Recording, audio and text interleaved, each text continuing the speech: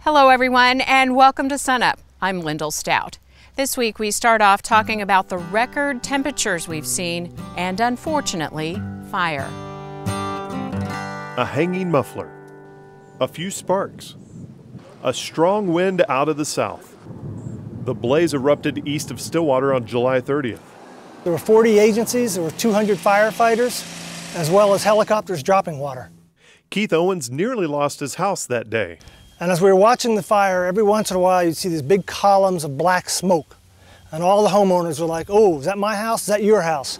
While Keith's house survived the blaze, his outbuildings did not. His trailer, destroyed. His shed and riding lawnmower, consumed.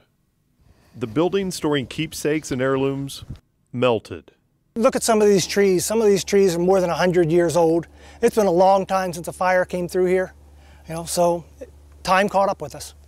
There's a wooden trellis that didn't catch on fire. Yeah. And prior to, he had, he's got this little irrigation system in Right. here, which is a good idea. I asked Oklahoma State University's Terry Bidwell to take me through the scene and show me why Keith's home survived. Why did this house survive and others didn't? Okay, he had the right kind of siding material. This is a non-combustible. Obviously, this is rock, Right. so it took a lot of fire to this side of the house. This is south-facing slope. The ground cover here was very short, but even then, it burned really hot. You can see the black marks along the base here, and it put up so much heat, it actually melted this vinyl siding up here. Wow. The backing behind that siding is drywall. And so, it won't carry a fire, but you can see how hot this got. And this house was very close to burning down. Well, just not quite hot enough. And one other thing is the cracked glass over there. It got so hot it cracked the glass on these windows. So you can tell it was, he had this Firewise pretty well, but I think if the fire department hadn't gotten in on this thing, we wouldn't be talking about this. It'd just be a pile. Terry is talking about the Firewise Program, which teaches homeowners how to plan their landscapes best to protect against wildfire.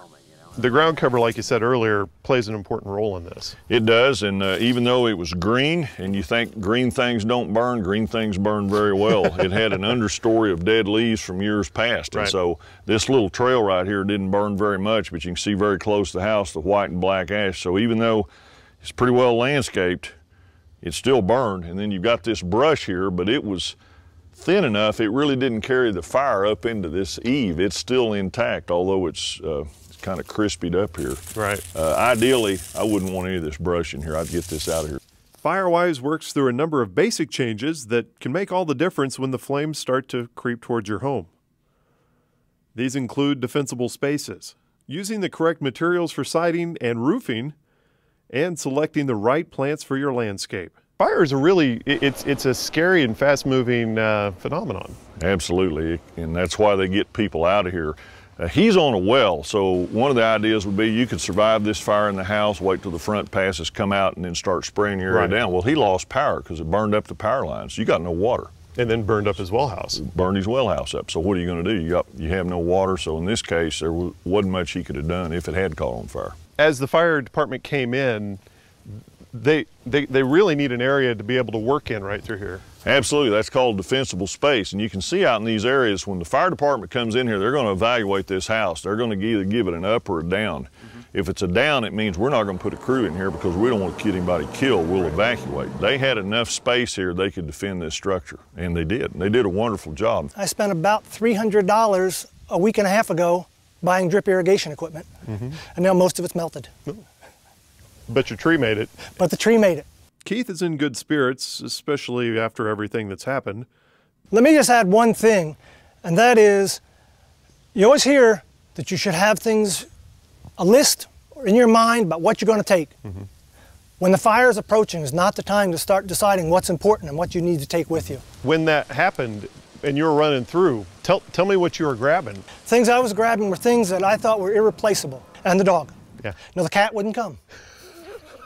Cat stayed in the house. Cat weathered it through in the house. The Firewise program is pretty comprehensive and it works anywhere in the country.